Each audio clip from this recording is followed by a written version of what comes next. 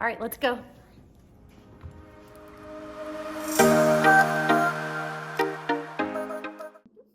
Cheers. Cheers. So, Megan, can you keep a secret? Mim's the word. It's safe with me. I'm Marnie. And I'm Megan. And this is Charlie. and we're just trying to make it make sense. I feel like you and I've always felt this way about you. It has always been extremely natural to talk to Megan. I feel like I can open up to her. I have told her some of my deepest, darkest secrets that not a whole lot of people know, which is probably why we're able to do this podcast. Yeah. So effortlessly, so to speak, because we're just basically talking. But that is not the case with everybody. Yeah, as I've gotten older, I've started to notice my circle of people who I can trust is getting smaller and smaller and smaller. Yeah, exactly. I feel like there's something truly special about a friend that you can confide in confidence, knowing that whatever you tell them is going to stay with them. Yeah, it's a unique quality in a friendship that you can feel safe with a person. I mean, if I could probably count on one hand the people that I can really truly trust with something that, you know, not that I'm always sharing, like I'm not a mean person or mean spirited in my discussions of people. Right.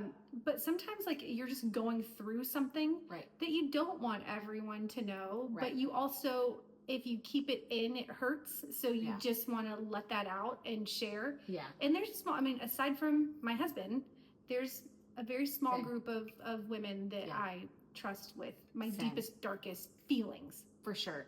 And I have, since being burned in the past, I have even made it smaller and smaller. I'm an oversharer. I'm an open book. I don't have a whole lot of secrets. If I'm doing it, going there, saying it, seeing it, wanting it, dreaming it, my friends know it. Like I don't have a whole lot. But there are things, like if I'm confiding in a friend about something that I'm either hurt about or feeling at the time, or maybe navigating with my children or whatever, I don't want my personal business the topic of a conversation at the next happy hour at a bar. You know what I mean? No, that's right. I mean, when I'm sharing with someone, I'm like, is this normal for me to feel this way? Or maybe, no, it's not normal. And let's continue to talk about this. Like sometimes you just really need to let things out. And you need some validation sometimes. Validation or maybe some correction. Yeah. Different perspective. Bouncing whatever things off the wall. Yes, but like I wouldn't want Marnie going to tell, you know, the rest of a circle of friends what I'm going through, because it's my story to tell. You can over time learn a lot about the character of some of the people that you hang out with. 100%. And then you start to learn, like you just said, you get burned. And I've shared this analogy with another very close friend of mine, and also with my daughter. We all know I don't cook.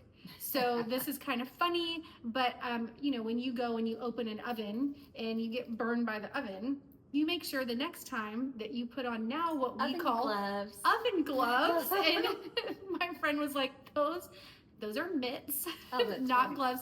So we call them oven gloves now. But that's just to say that you spill something, you share something with someone that you think is close and they don't safeguard your story and it gets shared, and it hurts when that happens. I have been burned too, and so now I am very careful and more guarded. I approach things with my oven gloves on. I have had a similar experience in talking about issues that I've been navigating with my teenage children. I have confided in friends and said, you know, hey, this is happening with her, or he's doing this, only for it to come back around a couple months later that Marnie is just so strict, or she's a helicopter mom, or oh my God, lighten up. You know, all the things that are being said, you know, in the background about me and my parenting style. So and you are strict. 100%. You are a strict parent. And this is something that Marnie is aware of. She knows this of herself. And I'll tell it to a stranger. That's right. And I'm sensitive. I'm hypersensitive. Yeah. And I overanalyze. And people will kind of pick on me for that. in a circle, in a group, it's like a, it is a character trait of mine. It is a character trait of Marnie's. For sure. But when people start nitpicking you and when you're not around, yeah, expressing it as a flaw of yours, right. You just, I don't know, you want to be able to trust that someone's looking out for your sure. reputation or your character, even when you're not around. For and sure. so that group of people for me is small. Yeah, I think that's why when you do find a friend like that is willing to, you just nurture that friendship. And I feel like I'm a friend that can 100% keep a secret, and I feel like I will go through the things with you. I think I'm like, I don't know that I'm empathetic, maybe is the right word, but if you're going through it and you're feeling, right, really hurt by something, I'll hurt with you too. Like, same. I feel like, but I also feel like you can trust me with those feelings. I do value that about myself, and same. I seek that out in others. And I can 100% testify to that about and I can the same for Marnie. But I think you seek that out in others. For sure. When you're feeling like that's something you value in yourself, you look for that in others. I think that those friendships are so special to me that I can almost be clingy with them and a little bit possessive. Like, I don't want to lose that. So it's valuable to me, and so 100%. I want to be that value to someone else. Agreed. Like, I've always been very open about most things in my life, but I'm also one of those, as I've gotten older, much more of the type of person that if I'm going to say it about somebody, I would also say it to somebody. Mm-hmm. So 99.999% of the time, if I am either giving a secondhand story or saying something that occurred that I didn't particularly care for, or hey, I didn't really like how that person said XYZ, I would say that exact same thing to that person's face. Yeah, no one's going to tell on you. Right. You've already told your side. Sometimes this happens. There is something in people's nature to want to be the person with the story, and the first to tell it. Or did you know this about, like, the gossip? Like, it's really hurtful, and it's usually only a little bit true. I always tell Landon, in regards to gossip or spreading things that may not be true, or hearing things secondhand, because maybe you heard it from someone and you're like, wow, I can't believe that, and so then you want to tell the next person. For sure. Really, that can get, like, the telephone game, snowballs. It can get so messy. So I always tell Landon, if you don't make a mess, there's nothing to clean up. So just keep it clean, So speaking of kids, how do you feel that this applies to kids? I know in our house, now that my kids are older, lots of texting, lots of phone calls, lots of time spent with friends. They're exploring doing things that are a little bit scary for me as a parent. Sex talks and alcohol and maybe things that they're watching. Depression, talking about big feelings. All kind of stuff. So we have a rule in our house that if there is something out there that is being said, done, watched, thought of, and yes, maybe that friend of yours said, please don't tell anybody, and it's a secret. Yes, a good person does hold a secret. But I do expect them to come and tell me if it's something that can hurt that child, others, put them in harm, something that in the long run is not going to be safe for them. You need to let somebody know. So that's our rule in our house. Do y'all have something similar? I think so. I mean, we're a little bit behind your kids' ages, so we haven't had any, like, serious conversations about it. So for right now, I just teach my kids to be good friends, be someone that someone can confide in, because a person that can be confided in is usually someone that feels safe or nurturing. They're non-judgmental. You can come to me with something and it's safe. Right. But just like you just mentioned, if that person goes to Jensen, my son, and says, gosh, I'm feeling really low. I just, like, life's just not feeling like I'm worth living. I want to know. I think that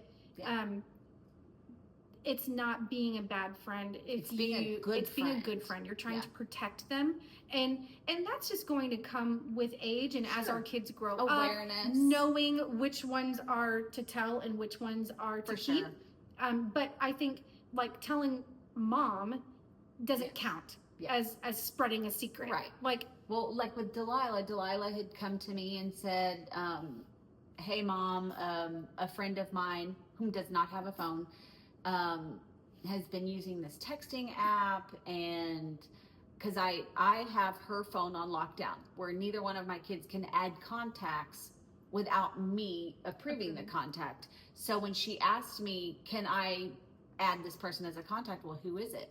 It's so-and-so. I'm like, but that person can't have a phone. She's like, yeah, I know, but she's using a texting app. I'm like, Delilah. And she's like, Mom, please don't tell her mom. She, is wanting to stay in touch, but blah, blah. Anyway, our rule was, Delilah, I'm not going to go to her mom. You confided this in me. However, if there's ever a point that you feel that this friend is doing something, talking to someone, making arrangements to meet someone, like there's a reason why her mom is not giving her a phone, But Delilah felt safe coming to you. She did. That's important. So It is. step one, being the safe place for your child, Yes. that they can confide in you with confidence. Delilah knows. She's Yes. going to respect that. Okay, I told mom. Mom is concerned, so our radar's up. Right. It's something that we're alerted to now. Yes. And you were able to coach Delilah Yes. and continue to be the good friend. Like let that person continue to come to you with what they're sharing. For sure. Because you are a safe space. And now Marnie has an opportunity to guide Delilah in how to continue to be a good confidant. For sure. We need to be able to confide with confidence in our friends. Yeah. Our children need to feel safe coming to us. Yeah. And we need to be able to help them navigate For sure. those same kinds of rules and keeping pacts with people and keeping things safe. And I think that when it comes to kids, like we've had this discussion already before, like there is no privacy. You're not there's None. privacy in the bathroom, but No, what? You get privacy in the bathroom? We don't do. If it's not a kid, it's an animal. that's true. No, I'm like the hey moms are always like coming to me from the bathroom For door. sure. But what I mean is like in our children, Yeah. like I'm not following them to the bathroom. But yes, we're gonna check phones. We're gonna check these things. Yes. That's not to say that their secrets aren't safe. Right. It's we want them to be good friends, but we need to know and help them navigate For when sure. when to keep something and when to share. I guess we'll just wrap it up to say that I think it's super important, whether you are confiding in your spouse, friends, kids. You need someone. Yeah. You have to have the person. And I don't know. I would like to just say, I maybe be inspired to be that person. If you are a bit of a gossip, maybe like check on that a little bit. Yeah. Like it is really important and that people have someone to go to. Be that person. Yeah. Be someone that someone can confide in. So, what is going on for next time? I don't know. Things have been so crazy lately. I just really need a vacation. Whoop, whoop. I'm in for a Me vacay. too. Hey, and as usual, if you're out and about and you see us at your local eatery or distillery, tap us on the shoulder. Mim's the word. And your next drink's on us. Bye Bye guys.